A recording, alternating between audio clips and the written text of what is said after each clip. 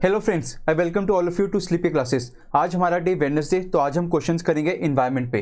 तो आपने देख लिया होगा, आप सबने कल हमने शेयर किया था प्रीमिक्स का शेड्यूल, तो आपने देख लिया नेक्स्ट 4 वीक्स का कौन कौन से टॉपिक्स कवर होंगे।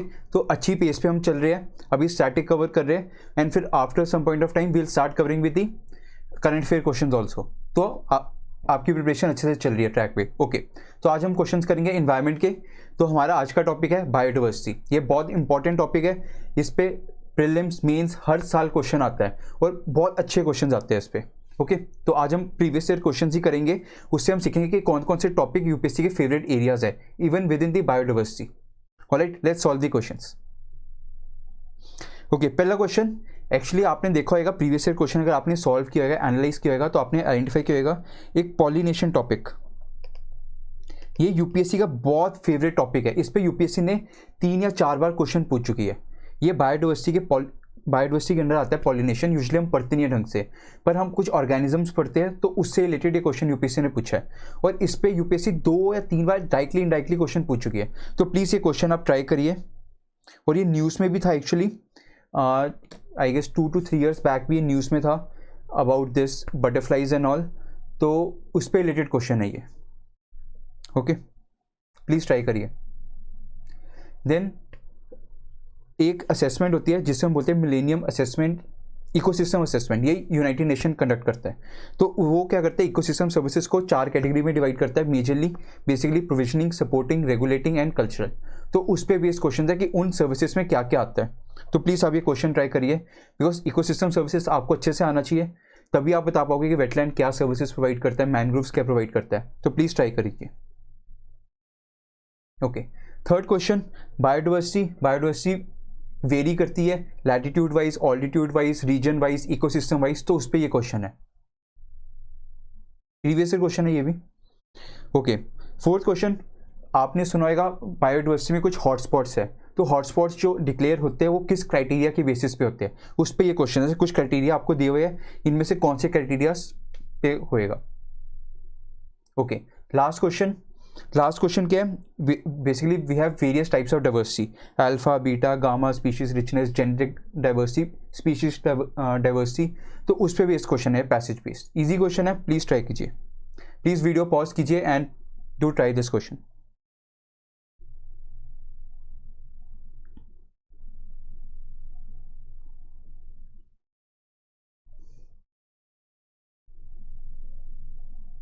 Okay, let's start solving this questions. Okay, पहला क्वेश्चन क्या बोल रहा है, पहला क्वेश्चन बोल रहा है due to some reasons if there is a huge fall in the population of species of butterflies what could be it's likely consequence या कॉन्सिक्वेंसेस। तो ये क्वेश्चन क्या बोल रहा है, जो बटरफ्लाइज है, now butterflies are part of our ecosystem, right. आपने पढ़ा होगा biodiversity it is made up of what, animals, insects, plants, right, ये सब बना होता है। प्लीज़ मुझे वीडियो पॉज करके बताओ, बायोडाइवर्सिटी में जो बेसिकली बायोडाइवर्सिटी का it is a made up of plants and animals, और राइट, तो हम भी ह्यूमंस भी आते हैं। तो वेरियस स्पीशीज आर देयर। तो मैक्सिमम स्पीशीज हमें किसकी मिलती है, इंसेक्ट्स की, प्लांट्स की, एनिमल्स की। प्लीज़ ये वीडियो पॉज करके मुझे बताओ।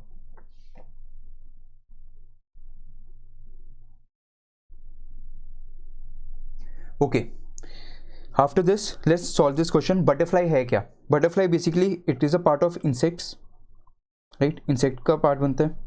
लाइक आप बोलते भी हो in the case of like UPSC preparation, तो यूपीएससी प्रिपरेशन अभी आप कैसे कर रहे हो, you have locked yourself in a room, right, आपने रूम में लॉक किया हुआ है and once result comes you start flying. तो लाइकवाइज बटरफ्लाई की भी लाइफ ऐसी रहती है। वो क्या करता है, उसका मेजर फेज क्या होता है, जो वो कोकून में खुद को लॉक करता है, कोकून में लॉक करता है, उसकी मेजर ग्रोथ होती है। लाइकवाइज आप भी रूम में बैठे तो आपकी मेजर ग्रोथ हो रही है। तो कभी ये मत सोचना कि हम लाइफ में कुछ नहीं कर रहे, रूम में बैठ के भी आपकी ग्रोथ हो रही है। And once you start breaking the shell, that shell जो क्रिएट किया, कोकून क्रिएट किया, वो आप ब्रेक करोगे, ऑब्वियसली तभी विंग्स आपके निकलेंगे, then you will start flying. तो लाइकवाइज रूम में बैठो, मेहनत करो, खुद पे वर्क करो, हर वे से ग्रो करो, फिजिकली, मेंटली, इमोशनली, हर वे से अभी आपको अच्छी अपॉर्चुनिटी मिल रही है, राइट। सो नेवर थिंक कि you are alone in this fight, everyone is fighting, everyone is struggling, पर बेस्ट ग्रो कौन कर रहा है, जो इस अपॉर्चुनिटी को टैप कर रहा है। So never feel depress and all, जैसे कई स्टूडेंट्स प्रॉब्लम फेस करते हैं। So butterfly is a really good example. Alright, so butterflies का बेसिकली मेन रोल क्या होता है, पॉलिनेशन का। तो बेसिकली होता है जैसे वी हैव फ्लावर्स, तो वो क्या करते हैं, एक फ्लावर से दूसरे फ्लावर्स को पोलन ग्रेन्स ट्रांसफर करते हैं, pollen grains transfer. So this is the role of this pollination butterflies. So basically अगर इनकी पॉपुलेशन कम होगी सो क्या होएगा, pollination of some plants could be adversely affected. So first statement is correct.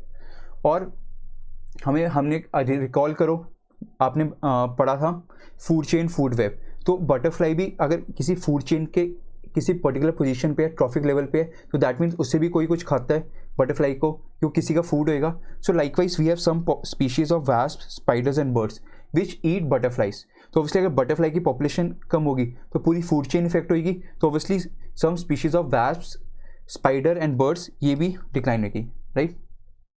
So 1 and 3 are correct. Second हम देखें, there could be a drastic increase in the fungal infections of some cultivated plants. देखो इसके बारे में हमें कुछ नहीं पता, अभी कोई प्रॉपर स्टडी नहीं है, रिसर्च नहीं है कि बटरफ्लाइज फंगल इन्फेक्शन को स्प्रेड होने से रोकती है प्लांट्स में, तो हमें ऐसा कुछ नहीं पता. तो second statement is wrong. So first and third is right. UPSC ने थोड़ा ट्रैप किया था, सेकेंड ऑप्शन भी दिया था, ऑब्वियसली आप फंस गए होगे सी एंड डी में, पर आंसर इज सी. अब आपको इस फैक्ट के बारे में पता चल गया और ये भी पता है कि butterflies plays the important role in the pollination. तो प्लीज़ मुझे अब वीडियो पॉज करके एक चीज़ बताओ आप, पॉलिनेशन इंपॉर्टेंट क्वेश्चन है, टॉपिक है, और यूपीएससी ने क्वेश्चन भी पूछा है. So tell me which all are the pollinating agents, right. Bees, ants, ये यूपीएससी ने एक बार पूछा था. पॉलिनेटिंग एजेंट्स कौन है, बीज, एंड्स, इंसेक्ट्स, बटरफ्लाइज. तो मुझे बस ये बताओ बीज, एंड्स और बटरफ्लाइज में से पॉलिनेटिंग एजेंट कौन कौन है, राइट. प्लीज वीडियो पॉज करके हमारा क्या एक रिवीजन हो जाएगी, राइट. एक्सप्लेनेशन आप रीड कर सकते हो, वही सेम है जो मैंने करवाई थी, आपको बताया अभी. Okay. Third second question, basically 4 type of ecosystem services होती है, provisioning, supporting, regulating and cultural, preservation cultural, ये 4 सर्विसेज होती है. तो ये 4 सर्विसेज का रोल क्या है, बेसिक क्वेश्चन है पर आपको पता होना चाहिए. देखो प्रोविजनिंग का रोल क्या है, जो हमें गुड्स प्रोवाइड कर रहे हैं, लाइक आप फॉरेस्ट जाते हो, हमें क्या मिल रहा है, फूड, फ्रूट्स मिल रहे हैं, फ्यूल मिल रहा है, लाइक वुड मिल रही है हमें, तो वेरियस प्रोडक्ट्स आर बीइंग, तो हम बोलते हैं उन्हें फॉरेस्ट प्रोडक्ट्स. तो चलो इसकी भी रिविजन कर लेते हैं, हम बाद में भी कवर करेंगे, पर अभी भी चलो लेट्स सी कितना आपको पता है. Tell me difference between major and minor forest produce, right. Major and minor forest produce के डिफरेंस बताओ, फिर इनके एग्जांपल्स भी दो मुझे, और मुझे ये बताओ जो ट्राइबल्स है, ट्राइबल्स ऑफ इंडिया, उनको क्या अलाउड है कलेक्ट करना, माइनर फॉरेस्ट प्रोड्यूस या मेजर फॉरेस्ट प्रोड्यूस. ये आपको पता होना चाहिए बिकॉज गवर्नेंस का पार्ट होएगा ये, और फॉरेस्ट राइट्स एक्ट, इतने सारे एक्ट्स है ट्राइबल्स को लेके, तो उनकी लाइवलीहुड किसकी डिपेंडेंट होती है, मेजर या माइनर, और राइट. तो प्लीज़ वीडियो पॉज करके मुझे ये बताओ, देखो कितनी लर्निंग हो रही है. ओके चलें. Okay. So basically what it is saying कि इन ऑप्शंस में देखो production of food and water, वो बेसिकली क्या कर रहे हैं, एक प्रोविजनिंग है, गुड्स प्रोवाइड कर रहा है. So this is a provisioning services. Then comes पूछ कर रहे सपोर्टिंग, ध्यान रखना सपोर्टिंग. दूसरा क्या बोल रहा है, control of climate and disease. तो ये बेसिकली किसका पार्ट बनता है, ये रेगुलेटिंग सर्विसेज का पार्ट बनता है, where you regulate the services. कुछ एक्टिविटीज हो रही है जो फॉरेस्ट में, उसको रेगुलेट कर रहे हैं, तो उसको बोलते हैं regulating services. Then we have supporting services. अब जैसे आपको डिजीज़ को कंट्रोल करना है, क्लाइमेट चेंज हो रहा है उसको कंट्रोल करना है, या आपको गुड्स प्रोड्यूस करना है, तो उसके लिए आपको कुछ सपोर्टिंग सर्विसेज चाहिए, जिनको क्या बोलते हैं, बायोजियोकेमिकल साइकिल्स. पॉलिनेशन भी हो गया, आपको प्लांट्स ग्रो करना है या प्लांट्स की रिप्रोडक्शन करनी है, तो आपको पॉलिनेशन की जरूरत है. देखो पॉलिनेशन में फिर क्वेश्चन यूपीएससी ने पूछा, तो पॉलिनेशन चाहिए, तो ये क्या कि सपोर्टिंग सर्विसेज. तो आंसर क्या होगा, सी. देन मेंटेनेंस ऑफ डाइवर्सिटी, ये भी क्या है, रेगुलेटिंग सर्विसेज का पार्ट आता है. और you can say cultural services also. Cultural में कहता है लाइक हम ह्यूमन सब क्या, now we have become nature lovers. हम क्या जाते हैं पहाड़ों पे घूमने चले गए, या बीचेस एरिया में, या ओशन एरियाज में, या फिर कोई फॉरेस्ट एरिया में ट्रैवल के लिए जाते हैं. क्यों, ताकि हमें एस्थेटिक फीलिंग आए, एक अच्छापन हमें दिखता है, बहुत शांत सा माहौल, मेडिटेशन हम इतना करते हैं, तो वो क्या कल्चरल सर्विसेज हो गई, राइट. तो प्लीज़ ये ध्यान में रखना, चारों सर्विसेज. एक्सप्लेनेशन आप रीड कर सकते हो, जैसे 4 सर्विसेज. प्रोविजनिंग सर्विसेज ये क्या है, प्रोवाइड कर रहा है products and raw materials, like food, water, medicine. Then regulating services, ये क्या हो गया, which regulate the ecology, ecological balance maintain रहे. जो इकोलॉजिकल बैलेंस हम क्या बोलते हैं, होम्योस्टेसिस. तो होम्योस्टेसिस बैलेंस रहे. जैसे एक्सेसिव क्लाइमेट चेंज इशू आ रहा है तो क्लाइमेट चेंज को कंट्रोल करना, this is regulating services, right. Supporting services, जो ऊपर वाली दो सर्विसेज हो रही है, प्रोविजनिंग, रेगुलेटिंग एंड कल्चरल, तीनों को सपोर्ट करने के लिए ताकि वो वाले फंक्शन परफॉर्म हो सके, उन्हें बोलते हैं सपोर्टिंग. तो ये क्या आ गया, रिटेन बायोडाइवर्सिटी, तो maintain, right, nutrient cycling, other services for supporting life on the earth. तो ये है. Then you have cultural services. Cultural services में क्या हो गया, रिक्रिएशनल एक्टिविटी, जैसे स्पोर्ट्स टूरिज्म आजकल राइज हो रहा है. एडवेंचर टूरिज्म, एडवेंचर टूरिज्म कितना राइज हो रहा है. विलेज टूरिज्म, विलेज में भी हम क्या करें, नेचर बेस्ड टूरिज्म हो रहा है. So all this are part of cultural services. Okay, then we have third question, it talks about biodiversity. देखो बायोडाइवर्सिटी क्या है, डाइवर्सिटी रिच, कितने स्पीशीज है, जीन्स है, हम इनके बेसिस पे करते हैं, राइट. और इकोसिस्टम डाइवर्सिटी, तो बेसिकली बायोडाइवर्सिटी क्या है, अब हमें पता है. देखो डाइवर्सिटी के लिए क्या चाहिए, बेसिकली स्पीशीज ग्रो कब करेगी, जब उसको वो सारे फैक्टर्स मिलेंगे, बायोटिक एंड एबायोटिक कंपोनेंट्स. जब ये सारे कंपोनेंट्स उसको मिल रहे हैं तो प्लीज़ मुझे वीडियो पॉज करके बताओ, बायोटिक एंड एबायोटिक कंपोनेंट्स, हमारी रिविजन होगी प्लीज़. ओके, तो biotic and abiotic components as we move from tropical areas to, और you can see equator to polar areas, क्या हो रहा है, लैटिट्यूड इंक्रीज हो रहा है, बिकॉज इक्वेटर पे क्या 0 डिग्री, पोलर पे 90 degree. So as we move from, biodiversity is normally greater in the lower latitudes. तो इक्वेटर पे हमें पता है सारे जो बायोटिक एबायोटिक कंपोनेंट्स चाहिए, सनलाइट, वाटर, सॉयल, एवरीथिंग, वो कहाँ, लोअर लैटिट्यूड्स पे अवेलेबल है. पर as we move towards higher latitudes, जैसे एग्जाम्पल क्या हो गया, पोलर एरियाज, तो वहाँ पे क्या हमें लो डाइवर्सिटी मिलती है, राइट. और मैक्सिमम डाइवर्सिटी हमें कहाँ मिलती है, प्लीज़ वीडियो पॉज करके मुझे बताओ, maximum diversity.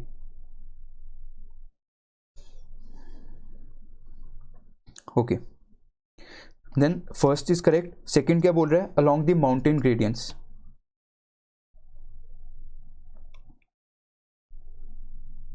Along the mountain, if you grow, what it is saying, biodiversity is normal greater in lower latitudes. यहाँ पे biodiversity greater है as compared to higher latitudes. Same, because जैसे हम lower latitudes से higher latitudes की तरफ जा रहे हैं, what is happening, वो जो conditions चाहिए, favorable conditions, biotic and abiotic components, वो reduce होते जा रहे हैं, because temperature decrease हो रहा है, pressure decrease हो रहा है. So इसकी वजह से क्या हो रहा है, ऑब्वियसली वहाँ पे क्या है, एयर भी थिन हो रही है. रिमेंबर हमने ज्योग्राफी में बताया था मैंने, रेडफाइड एयर्स, टेम्परेचर डिक्लाइन हो रहा है, प्रेशर डिक्लाइन हो रहा है. आई होप याद होगा, pressure is like this, decline हो रहा है as this is the height, this is pressure value, ये आपने क्लाइमेटोलॉजी में पढ़ा था. तो प्रेशर वैल्यू जैसे हाइट इंक्रीज हो रही है, प्रेशर वैल्यू डिक्रीज हो रही है. तो प्रेशर डिक्रीज हो रही है, एयर कैसे मिलती है, रेयरफाइड एयर. सो ह्यूमंस ही सर्वाइव नहीं कर पाते इतना, तो how can we expect other organisms to survive. तो हमें वहाँ पे स्पेसिफिक ऑर्गेनिजम्स मिलते हैं, तो डाइवर्सिटी डिक्रीज हो रही है. तो मैक्सिमम डाइवर्सिटी हमें कहाँ मिलती है, लो लैटिट्यूड, ऑल्टीट्यूड्स पे, सॉरी दिस इज ऑल्टीट्यूड, ध्यान रखना है कीवर्ड ऑल्टीट्यूड, ये लैटिट्यूड. और एक हम बोलते हैं, एक्चुअली स्टडी हुई है इस पर, हम क्या बोलते हैं, एलिवेशनल डाइवर्सिटी ग्रेडियंट. आप देख सकते हो कीवर्ड एलिवेशनल डाइवर्सिटी ग्रेडियंट. तो ये क्या बोलता है कि जैसे से हम माउंटेन्स पे ऊपर राइज कर रहे हैं तो up to certain height diversity increase हो रही है, पर after that height, basically middle Himalayas लगा लो, उसके ऊपर आप जाओगे, लगा लो अराउंड 1000 to 1800 मीटर तक, वहाँ तक आपको डाइवर्सिटी इंक्रीज दिख रही है. उसके बाद उसके और ऊपर जाओगे तो आपको क्या मिलेगा, डाइवर्सिटी डिक्रीज होती दिखती है. सो बेसिकली लोअर ऑल्टीट्यूड्स पे हमें डाइवर्सिटी ज़्यादा मिलती है. So both the statements are correct, answer would be 1 and 2. Done. Okay, fourth question क्या बोल रहे हैं, कौन से criterias are responsible for recognition of western Ghats आना है, western Ghats as hotspots of biodiversity, sorry typo error. Okay, तो इनमें से देखो, अब हमें पता है वेस्टर्न घाट्स की क्राइटेरिया क्या है. देखो क्राइटेरियाज क्या है, एक तो it should have vascular plants as endemics, at least 1500 plants as endemics. Endemics means जिनकी पूरा लाइफ साइकिल ऑर्गेनिज्म का उस पर्टिकुलर रीजन में ही रहता है, वो कहीं और मूव नहीं करते, right. So those are endemic. So at least that area should have 1500 endemic plants. So endemism होना चाहिए, प्लस फ्लोरल एंडोमिज्म. प्लांट्स का बोल रहा है, नॉट फॉनल, ये ध्यान रखना। फॉनल इज एनिमल, फ्लोरल होना चाहिए, तो floral endemism. Alright, then it says 30% or less of its original natural vegetation, sorry, it must have 30% or less of its original natural vegetation, that means जो vegetation उसकी पहले थी 30% और less ही रहेगी, that means 70% lose हो चुकी है। So basically that means threatened, that there should be, that area should be under threat. So this is a second criteria, right? Further, richness of plants species richness भी होती है यहाँ पे। Further in areas में क्या होता है, species are very rich, तो मेनली ट्रॉपिकल एरियाज में मिलते हैं आपको, जो हॉटस्पॉट्स मिलते हैं, ध्यान रखना। तो अगर हम देखें फीचर्स, स्पीशीज रिचनेस है यहाँ पे, because more than 1500 endemic plants हो गए। फॉनल एंडेमिज्म नहीं, हमने यहाँ पे क्या एंडेमिज्म प्लांट्स के बेसिस पे होता है, तो second is wrong, third is correct. Threat perception yes, 70% of the habitats have been lost, right, so fourth is correct. Important carbon sinks ये नहीं होता, ये एक अलग तरह के एक एरिया होते हैं जिनको बोलते हैं होप स्पॉट्स, जिनका क्राइटेरिया क्या होता है, बायोडाइवर्सिटी हो, कार्बन सिंक्स हो, and they are important habitats. तो ये क्राइटेरियाज होते हैं। तो मुझे बताओ होप स्पॉट्स जो है इंडिया में कहाँ कहाँ मिलते हैं, in which all areas in India, right. And चलो मैं इन्फॉर्मेशन देता हूँ, होप स्पॉट्स कौन आइडेंटिफाई करता है, मिशन ब्लू एंड IUCN, ये मिलके आइडेंटिफाई करते हैं होप स्पॉट्स। तो मुझे डेफिनेशन भी बताओ इसकी, होप स्पॉट्स की डेफिनेशन और इंडिया में कहाँ मिलता है। ऑलराइट, तो फिफ्थ इज रॉन्ग। लास्ट क्या बोल रहा है, fair and equitable share of benefits arising from genetic resources. तो बेसिकली ये फीचर किसका है, आपने देखा होगा when it comes to conservation of biodiversity, और you can say principle of United Nation convention on biological diversity, उसके 3 फीचर्स है। एक क्या बोलता है, कंजर्व दी बायोडाइवर्सिटी, दूसरा क्या बोलता है, सस्टेनेबल यूज ऑफ बायोडाइवर्सिटी और रिसोर्सेज यू कैन से, थर्ड क्या बोल रहा है, जो रिसोर्सेज हम यूज़ कर रहे हैं उसके जो बेनिफिट राइज हो रहा है वो हम लोकल के साथ शेयर करें। So it says fair and equitable share of benefits arising from genetic resources. तो this is the third point. तो देखो हमारे 3-4 कॉन्सेप्ट्स ही कवर हो गए क्वेश्चन के through, right. So answer would be 1, 3 and 4 are correct, right. Okay, fifth question, हाँ चलो कोई ना। फिफ्थ क्वेश्चन ये क्या बोल रहा है, it is a measure of the overall diversity for the different ecosystem with in a region. Easy question है, प्रॉब्लम नहीं आनी चाहिए। See there different types of diversity, basically हम डाइवर्सिटी को मेजर कैसे करते हैं, स्पीशीज रिचनेस एंड इवननेस से।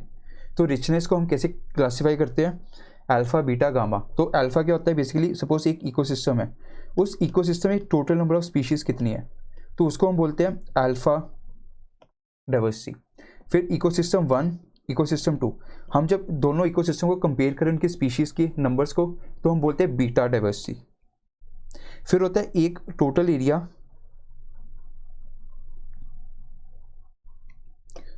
एरिया, उसमें सपोज इकोसिस्टम 1 है, 2 है, 3 है, 4, 5, 6, मतलब many number of ecosystems are there. तो उन सबकी जब हम डाइवर्सिटी ऐड करते हैं, overall diversity of the particular area with in a region, different ecosystem सबकी डाइवर्सिटी ऐड करते हैं, उसको हम बोलते हैं गामा डाइवर्सिटी। ये ध्यान में रखना, राइट। एंड स्पीशीज इवननेस क्या होता है, तो बेसिकली तो स्पीशीज रिचनेस हो गया कि कितनी रिच है उस एरिया में, कितनी डिफरेंट टाइप ऑफ स्पीशीज है। स्पीशीज इवननेस क्या हो गया, एक एरिया है, सपोज एक एरिया में सपोज एक डोमिनेंस एक पर्टिकुलर स्पीशीज का है, और दूसरे एरिया में सपोज 100 पॉपुलेशन है, वहाँ पे 100 लोग हैं, उनमें से 70 ह्यूमंस है, 30 कोई और एनिमल्स, 30 में भी डिवाइड हो गए, इंसेक्ट्स, एनिमल्स, प्लांट्स, इनमें डिवाइड कर दिया। तो बेसिकली स्पीशीज इवननेस क्या हो, यहाँ पे लो है, बिकॉज यहाँ पे क्या एक पर्टिकुलर स्पीशीज डोमिनेट कर रही है। तो जब स्पीशीज इवननेस लो होती है वैल्यू, दैट मीन्स एक स्पीशीज डोमिनेट कर रही है, राइट। तो वहाँ पे डाइवर्सिटी, स्पीशीज डाइवर्सिटी वहाँ पे कम मिलेगी हमें, राइट। और स्पीशीज इवननेस अगर ज़्यादा है, that means share of every species in the overall region is high और equal, you can say near to equal, right. So these are the terms, please आप समझो इसको, and I hope this session was really helpful to you. Alright, species evenness, ये terms आप देख सकते हो। हाँ, मुझे एक स्पीशीज़ इवननेस का एग्जाम्पल बताओ आप, ऐसा एक एरिया बताओ, रीजन जहाँ पे ह्यूमंस की स्पीशीज सबसे ज़्यादा है, बाकियों की कम मिलती है, राइट। और फिर ऐसी एरियाज बताओ जहाँ पे प्लांट्स आपको ज़्यादा मिले, बाकी एनिमल्स की स्पीशीज़ कम मिलते हैं। थिंक ऐसे सोच सकते हो, ऐसे स्पीशीज़ इवननेस वाले एरियाज कहाँ पे लो स्पीशीज़ इवननेस मिलती है, कौन कौन सी रीजन्स ऑफ द अर्थ। तो please do let me know the answers, I will definitely comment to you all. Alright friends, so based on these question only, ये तो चलो PYQ क्वेश्चन है, इसमें एक दो मेरे खुद के बने हुए थे, तो उसके बेसिस पे क्वेश्चन फ्रेम किया है। तो ऐसी क्वेश्चन आपको इन्वायरमेंट में आएंगे, आपको हर टॉपिक कवर होएगा, और आप अगर कॉन्सेप्ट्स नहीं समझ आ रहे इन्वायरमेंट के तो आप जा सकते हो, हमारे मनमीत मैम है जो इन्वायरमेंट के लिए बहुत फेमस है, वो क्लासेस लेते हैं इन्वायरमेंट की, तो आप उनके डेमो लेक्चर्स देख सकते हो, पोर्टल पे है, तो आपको समझ आएगा कि कितने अच्छे से वो समझाते हैं। Alright, then along with this we are coming up with the prelims test series. तो प्रीलिम्स टेस्ट सीरीज में क्या है, बेसिकली कंप्लीट सिलेबस रहेगा, स्टैटिक प्लस करंट सब कवर्ड रहेगा, कॉन्सेप्चुअल प्लस फैक्चुअल क्वेश्चन सब कवर्ड रहेंगे, PYQ based trending based question रहेंगे, जो आजकल नए ट्रेंड्स भी आ रहे हैं, पुराने ट्रेंड्स भी आ रहे हैं, पूरे लास्ट 15 ईयर्स के क्वेश्चंस को पूरे एनालाइज करके पेपर बनाया जाएगा, पूरा सिलेबस कवर रहेगा, हर टॉपिक सब टॉपिक कवर रहेंगे। तो प्लीज़ फ्रेंड्स आप जाओ पोर्टल पे लॉगिन करो, फर्स्ट टेस्ट हमने अपलोड कर रखा है, वो ओपन है सबके लिए, तो आप देखो टेस्ट सॉल्व करो और क्वालिटी जज करो, and accordingly then you can enroll for this series. Alright, thank you friends, have a nice day ahead, and if you have any doubt, so you can of course approach me anytime at rahul@sleepyclasses.com, or you can even drop a comment in the comment section box, right? Please friends, and do share such videos with your friends, because this is a free content, ताकि आपके friends सभी को फ़ायदा होए, right? Okay, thank you so much friends, have a nice day ahead.